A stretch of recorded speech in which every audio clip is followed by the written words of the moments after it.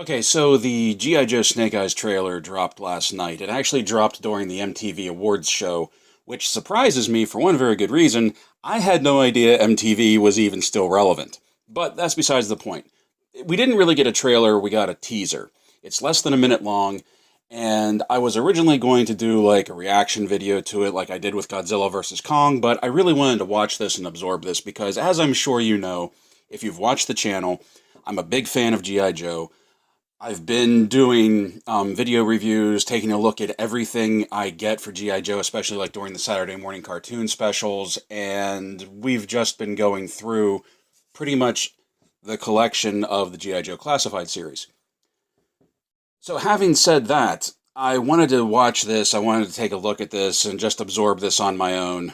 And I watched it, I've watched this numerous times. And I've watched what some other people have thought about it, and I've read some of the comments on the video for this. And I have to say, I don't get it. Everybody is, I shouldn't say everybody, but a lot of people are freaking out about this. They're saying, oh my God, I didn't see this coming. This is next level. This looks epic. How? How? I don't understand. This is, and once again, I understand this is a teaser, but it's something, a teaser should, like, draw us in, should grab us, should make us want to see more. This is some generic action movie that we're watching right here. We've seen things that are happening in this trailer in the first two Fast and Furious movies. Like, the Fast and Furious franchise as it stands now gives us more action, more gripping, high-octane action than what we see in this.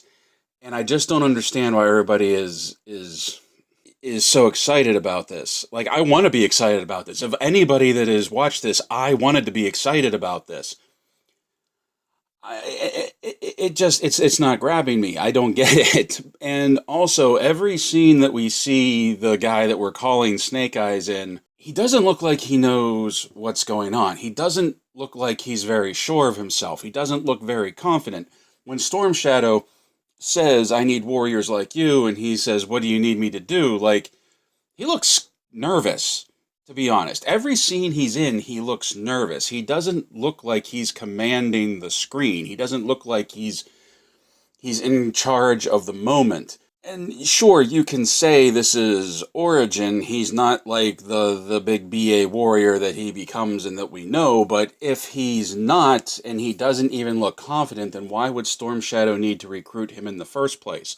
I don't know, and yeah, I know there's a lot of people that are like, oh, he's talking, he's not wearing his mask, this isn't Snake Eyes, and then there's a counter argument to that he wasn't born messed up, he wasn't born mute, and that's very true.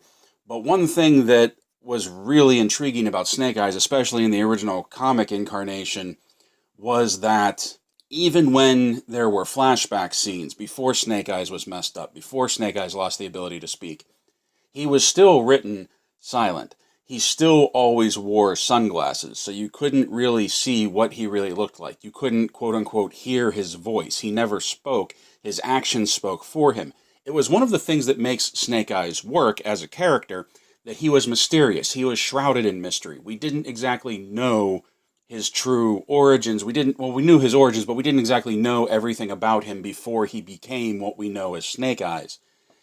And this movie is just foregoing all sense of mystery, is foregoing all sense of who is this guy. Like, if you wanted to do a Snake Eyes origin movie, I don't think you should do it from the point of view of Snake Eyes. I think if you wanted to tell the origin of Snake Eyes, he should already be Snake Eyes, and his backstory is told to you through Storm Shadow, Scarlet, and Stalker, who, why did they leave him out of this? I don't get it. I just don't. I'm not hyped for it. I'm not excited for it, and I really, really wanted to be. I mean, Scarlet looks good. Scarlet looks good. Baroness live action. After seeing the action figure, I was like, oh man, what did they do to Baroness? But Baroness live action looks better than what I was expecting. And with with that one brief moment we have of like Scarlet and Baroness squaring off against each other, I think that might be a really interesting dynamic between the two of them. I'm looking forward to maybe seeing some of that. But this, other than that, this just isn't. And when Storm Shadow says our ninja clan has been keeping peace in the world for the past 600 years, why? Why does the Arashikage have to be some like world altering faction? Why can't they just be ninja? Like I think in some ways they're making this bigger than it needs to be, and in other ways they're completely missing the mark on how this should be done. That might just be me. I really, really try to not look at this through fanboy goggles, especially after Rise of Cobra and Retaliation, two movies I was not a fan of, but one of the few things I think those movies got right, especially in The Rise of Cobra, was the relationship between Snake Eyes and Storm Shadow. Like, one of my favorite lines out of those whole two movies is when Baroness and Storm Shadow are in the limo, and Baroness says something like he's given up, and Storm Shadow just smirks and says he'll never give up, and then the katana comes down through the roof of the car. I thought that was great. I thought that was a great character moment. And you, without a origin movie, and even if you didn't know the history of Snake Eyes and Storm Shadow, every time those two were on screen together, you knew something was going on between them. And that was really good. There's not going to be any sense of tension, any sense of mystery with this. I hope the next one proves me wrong. The next trailer, if we get another one, because it's only like a month or so away at this point.